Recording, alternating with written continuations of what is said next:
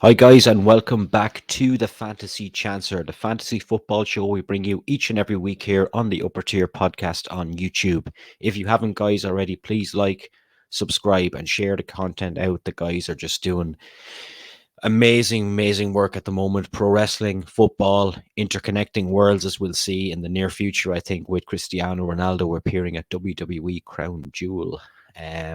So keep an eye on all the content, guys. There's a great mix of football and wrestling content there at the moment. So we are the Fantasy Chancer Show. We are going to take a look at my team from last week, and I've actually been doing pretty good this season. For someone that's called the Fantasy Chancer, things have kind of went my way so far, and I think a lot of it comes down to just having those big players and then filling out with cheap players. But then your cheap players need to be playing first and foremost and picking up points. And I've been fortunate enough in a team without Harry Kane, who I always relied on in fantasy football, that I've actually seemed to be doing better without Harry Kane, which is kind of crazy. So last week, let's take a look at it. Okay, so I had William Saliba and William Turner both not turning in clean sheets last week. So 1 point each. Sergio Romero on 8 again. Another clean sheet, another good victory for Spurs. And Dan Burn, the Eversday, always reliable on 6 points. Mo Salah has been cleaning up in the middle of the park. 16 points again last week. Mitoma, unfortunately, didn't do anything. Bukayo Saka rocked up with an assist, and Heung-min Son, 14 points for him last week. And you can see at the front there, Erling Haaland for 16.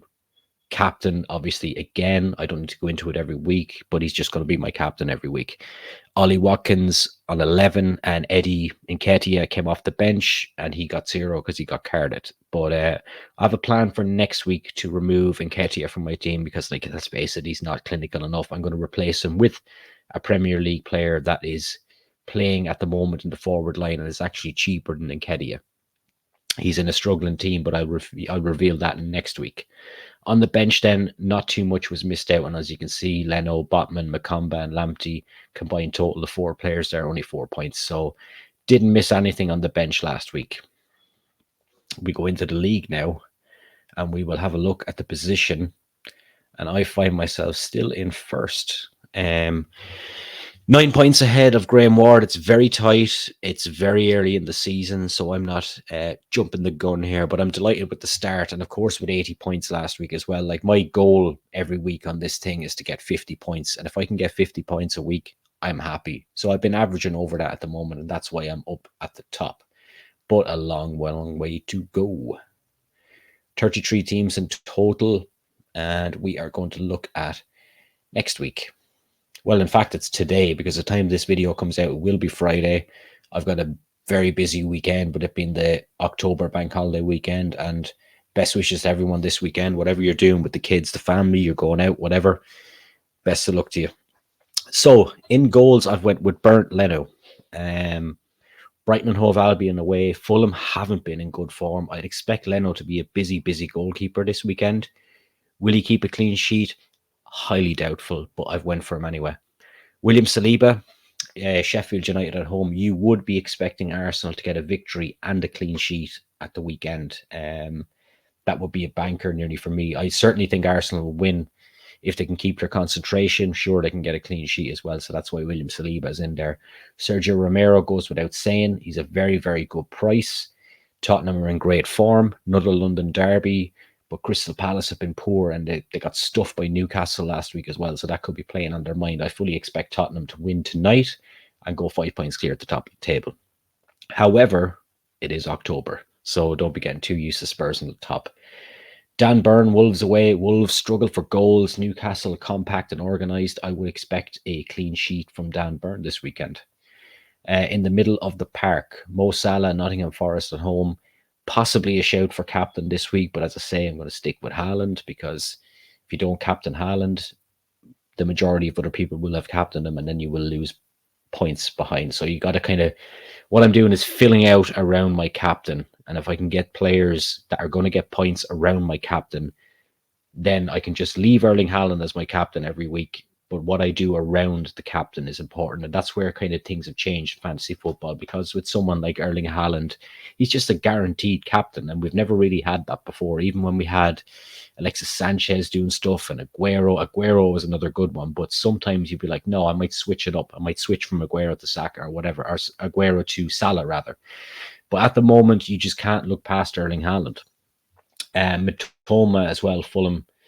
Yeah, you'd be expecting Brighton to win this weekend, and Fulham haven't been great. And yeah, they're kind of on a bit of a slide at the moment. They're really missing Mitrovic as well.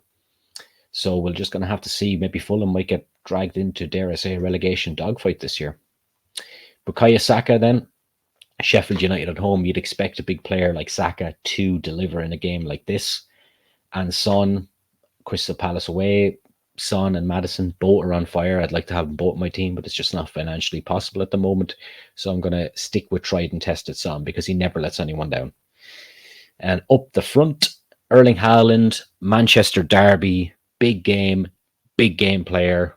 Erling Haaland has to be captain this week. Man United in strange form. They are picking up points and they are picking up victories from unusual places, i.e. Scott McTominay, Harry Maguire, things like that. But I think papering over a few cracks there at the moment at Old Trafford. So I feel that this derby is huge for Man United. I feel it's absolutely massive. They really need to get something from this game just to kind of tie over the negativity that surrounded the place at the moment with failed takeover bids, etc., etc. In the middle, Ollie Watkins, Luton at home. Luton have been very poor. I think Villa, from a stat I read, have won the last 11 home games in a row.